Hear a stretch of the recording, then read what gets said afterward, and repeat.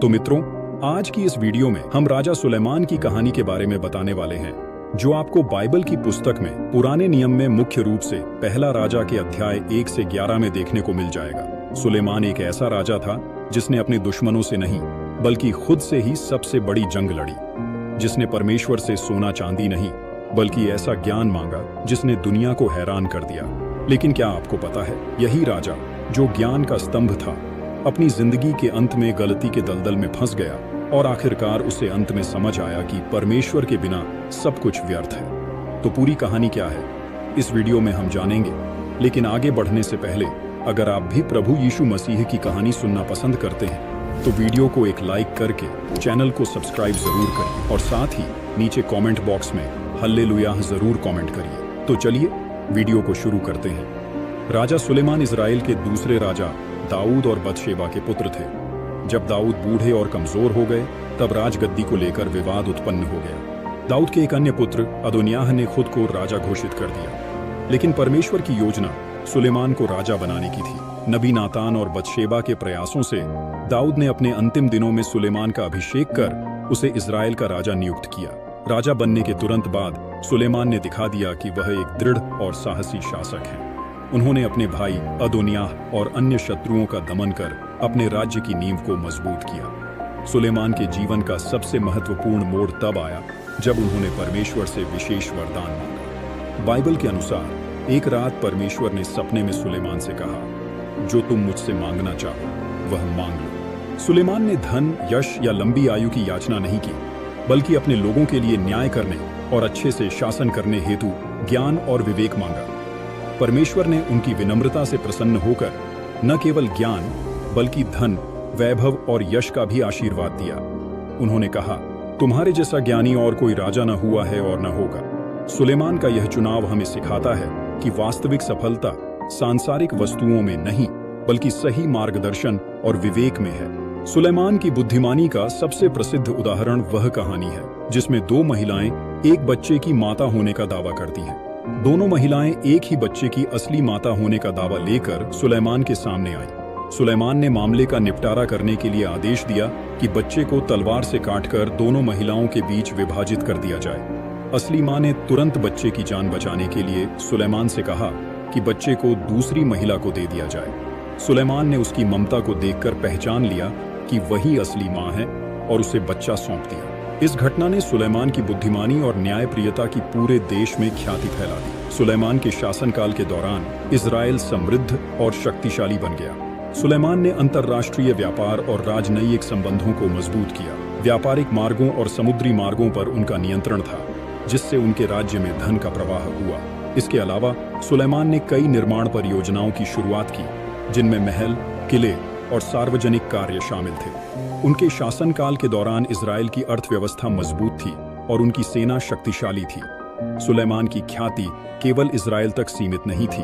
दूर दूर के देशों के राजा और रानियां उनकी बुद्धिमानी और समृद्धि के बारे में सुनकर उनसे मिलने आए। सबसे प्रसिद्ध आगंतुकों में से एक थी सबा की रानी। बाइबल के अनुसार वह सुलेमान की बुद्धिमत्ता की परीक्षा लेने के लिए कठिन सवालों के साथ आई। सुलेमान ने उनके सभी प्रश्नों के उत्तर दिए और रानी उनकी बुद्धिमानी और समृद्धि से बहुत प्रभावित हुई। रानी ने सुलेमान को कीमती उपहार दिए और उन्होंने बदले में उन्हें सम्मान और सम्मानजनक उपहार प्रदान किए। यह मुलाकात सुलेमान की अंतर्राष्ट्रीय ख्याति को और भी बढ़ावा देने का प्रतीक थी। सुलेमान के सबसे महत्वपूर्ण कार्यों में से एक यहूदी धर्म के लिए महत्वपूर्ण यरूशलेम में सुलेमान का मंदिर का निर्माण था।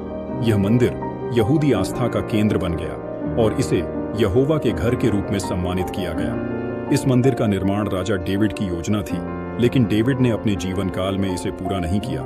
इसलिए सुलेमान ने इस्राएल के सभी संसाधनों का उपयोग करके इस भव्य मंदिर का निर्माण कराया। यह मंदिर लगभग 7 वर्षों में बनकर तैयार हुआ और इसका निर्माण बेहतरीन लकड़ी, पत्थर और सोने से किया गया था। यह मंदिर उस समय का सबसे महत्वपूर्ण धार्मिक और सांस्कृतिक केंद्र बन गया और इसने यहोवा की आराधना और बलिदानों के लिए एक प्रमुख स्थल के रूप में काम किया। मंदिर में संधि की पवित्र संदूक को रखा गया था, जो इस्राएलियों के लिए भगवान की उपस्थिति का प्रतीक माना जाता था। मंदिर के उद्घाटन के समय सुलेमान ने भगवान से प्रार्थना की कि वह हमेशा इस मंदिर में अपनी उपस्थिति बनाए रखें और इस्राएल के लोगों की प्रार्थनाओं को सुने। सुलेमान के शासनकाल की शुरुआत तो शानदार और सफल रही। लेकिन उनकी कहानी का अंत दुखद है। हालांकि सुलेमान ने अपने जीवन की शुरुआत बहुत अच्छे से की, लेकिन धीरे धीरे वे सांसारिक प्रलोभनों में फंस गए। उन्होंने कई विदेशी स्त्रियों से विवाह किए, जिनकी संख्या 700 पत्नियों और 300 रखैलों तक पहुंच गई। इनमें से कई स्त्रियां उन देशों से थीं जिनके देवता इजरायलियों के ईश्वर यहोवा से भिन्न थे। सुलेमान ने इन पत्नियों के दबाव में आकर उनके देवताओं के लिए भी मंदिर और वेदियाओं बनवाई। इस कार्य ने न केवल सुलेमान को ईश्वर से दूर कर दिया, बल्कि इजरायलियों को भी मूर्ति पूजा की ओर आकर्षित किया। बाइबल बताती है कि सुलेमान का हृदय बुढ़ापे में परमेश्वर से हट गया था और वे मूर्ति पूजा में लिप्त हो गए थे। परमेश्वर ने सुलेमान को चेतावनी दी कि यदि वे अपने मार्ग पर नहीं लौटे तो उनके राज्य को विभाजित कर दिया जाएगा। परमेश्वर की चेतावनी के अनुसार सुलेमान के बाद इजराइल का राज्य विभाजित हो गया। उनका पुत्र रहूबियाम केवल यहूदा के छोटे हिस्से का राजा बना, जबकि 10 अन्य गोत्रों ने विद्रोह कर अलग राज्य बना लिया। इजराइल का यह विभाजन सुलेमान के पतन और उनके गलत निर्णयों का परिणाम था। हालांकि बाइबल यह स्पष्ट नहीं करती कि सुलेमान ने अपने जीवन के अंत में पूरी तरह पश्चाताप किया या नहीं, लेकिन उनकी पुस्तक सभोपदेशक उनके अनुभवों और आत्मचिंतन को दर्शाती है। इस पुस्तक में सुलेमान ने अपने जीवन के हर पहलू का विश्लेषण किया और निष्कर्ष निकाला कि सब कुछ व्यर्थ है यदि मनुष्य का हृदय परमेश्वर के साथ न हो। यह पुस्तक जीवन की अनिश्चितता और केवल परमेश्वर के प्रति समर्पण के महत्व को बताती है। सुलेमान की मृत्यु उनके शासनकाल के 40 साल बाद हुई। उनकी मृत्यु के बाद उनकी विरासत पर प्रश्न उठे। उनके निर्माण कार्यों और बुद्धिमानी की प्रशंसा की जाती है, लेकिन उनके जीवन के अंत में उनके निर्णयों ने उनके राज्य को कमजोर कर दिया और इसे विभाजन की ओर धकेल दिया। राजा सुलेमान की कहानी बाइबल में जितनी विस्तृत और प्रभावशाली है, उतनी ही गहराई और दृष्टिकोण से भरी हुई है। इसके विस्तार में जाने पर कई और महत्वपूर्ण पहलू उभर कर आते हैं, जिनका महत्व धार्मिक, सामाजिक और ऐतिहासिक रूप से अत्यधिक है। सुलेमान का जीवन केवल एक सफल राजा के रूप में नहीं, बल्कि नैतिक और आध्यात्मिक चुनौतियों का सामना करने वाले एक व्यक्ति के रूप में भी देखा जा सकता है। सुलेमान को धार्मिक दृष्टिकोण से न केवल उनके मंदिर निर्माण के लिए याद किया जाता है, बल्कि उनके द्वारा दी गई आध्यात्मिक शिक्षाओं और प्रार्थनाओं के लिए भी मान्यता दी जाती है। बाइबल में उनकी प्रार्थनाएं और उनके द्वारा दी गई नैतिक शिक्षाएं महत्वपूर्ण मानी जाती हैं। उन्होंने अपनी प्रार्थनाओं में लोगों के पापों के लिए क्षमा और आशीर्वाद की कामना की, साथ ही न्याय और सत्य की राह पर चलने की प्रेरणा दी। सुलेमान की प्रार्थना बाइबल में बहुत ही खास और व्यापक मानी जाती है। जब सुलेमान ने यरूशलेम में मंदिर का निर्माण किया और इसका उद्घाटन किया, तब उन्होंने यहोवा से प्रार्थना की कि जब भी इस्राएल के लोग इस मंदिर की ओर मुंह करके प्रार्थना करें, तो परमेश्वर उनकी प्रार्थनाओं को सुने। उन्होंने न केवल अपने लोगों के लिए प्रार्थना की, बल्कि विदेशियों और अन्य राष्ट्रों के लिए भी प्रार्थना की, जो यरूशलेम आएंगे और सच्चे ईश्वर की आराधना करेंगे। सुलेमान की प्रार्थना का यह सार्वभौमिक दृष्टिकोण उस समय के लिए अद्वितीय था और यह दर्शाता है कि सुलेमान एक समावेशी और व्यापक दृष्टिकोण रखते थे। बाइबल में सुलेमान को न केवल एक राजा के रूप में, बल्कि एक महान लेखक, दार्शनिक और शिक्षाविद के रूप में भी प्रस्तुत किया गया है। उनके नाम से जुड़े कई ग्रंथ बाइबल में शामिल हैं, जिनमें प्रवचन, नीति वचन और श्रेष्ठ गीत प्रमुख हैं। इन ग्रंथों में धार्मिक, नैतिक और व्यावहारिक ज्ञान की बहुतायत है। नीति वचन सुलेमान द्वारा लिखित एक महत्वपूर्ण ग्रंथ है, जो जीवन के विभिन्न पहलुओं पर नैतिक और व्यावहारिक शिक्षाएं प्रदान करता है। इसमें जीवन, विश्वास, ज्ञान, न्याय और नीति संबंधी मार्गदर्शन मिलता है।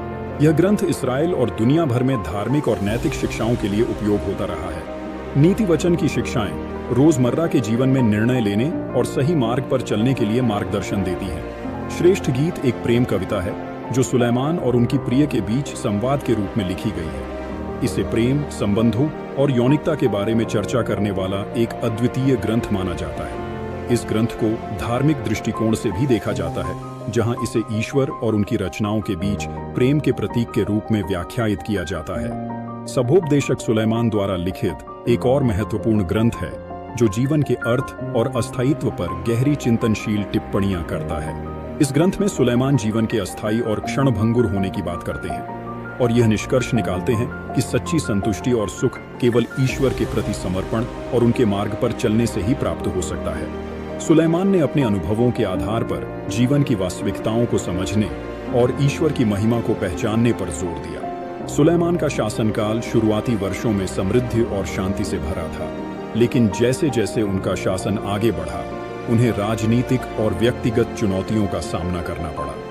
उन्होंने कई विदेशी महिलाओं से विवाह किया और इसके पीछे उनका उद्देश्य राजनीतिक गठजोड़ मजबूत करना था।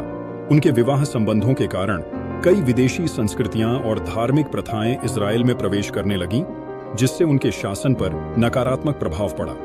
बाइबल में स्पष्ट रूप से बताया गया है कि सुलेमान की पत्नियों ने उन्हें विदेशी देवी देवताओं की पूजा के लिए प्रेरित किया।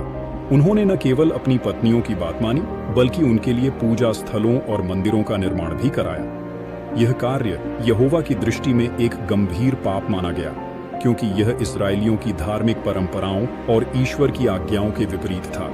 सुलेमान के इस पापपूर्ण आचरण के कारण यहोवा ने उन्हें चेतावनी दी कि उनके बाद उनका राज्य विभाजित हो जाएगा। यह चेतावनी सुलेमान के पतन की ओर इशारा करती है। राजा सुलेमान की कहानी केवल एक राजा की कहानी नहीं है, बल्कि यह ज्ञान, नैतिकता, ईश्वर के प्रति आस्था और व्यक्तिगत चुनौतियों की कहानी है। उनका जीवन इस बात का प्रतीक है कि व्यक्ति चाहे कितना भी बुद्धिमान और सफल क्यों न हो, यदि वह नैतिक सिद्धांतों और ईश्वर की आज्ञाओं का उल्लंघन करता है तो उसे कठिन परिणामों का सामना करना पड़ सकता है। सुलेमान की कथा आज भी धार्मिक, नैतिक और सांस्कृतिक दृष्टिकोण से महत्वपूर्ण बनी हुई है। उनके द्वारा स्थापित शिक्षाएं और धार्मिक धरोहरें आने वाली पीढ़ियों के लिए प्रेरणा और मार्गदर्शन का स्रोत बनी रहेंगी। तो मित्रों, आज के लिए बस इतना ही। उम्मीद करते हैं कि यह वीडियो आपको पसंद आया होगा। अगर पसंद आया तो वीडियो को लाइक और शेयर करना बिल्कुल भी ना भूलें। चैनल में नए हैं तो सब्सक्राइब जरूर करिए। फिर मिलेंगे अगली वीडियो में। तब तक के लिए आप सभी को जय मसीह की।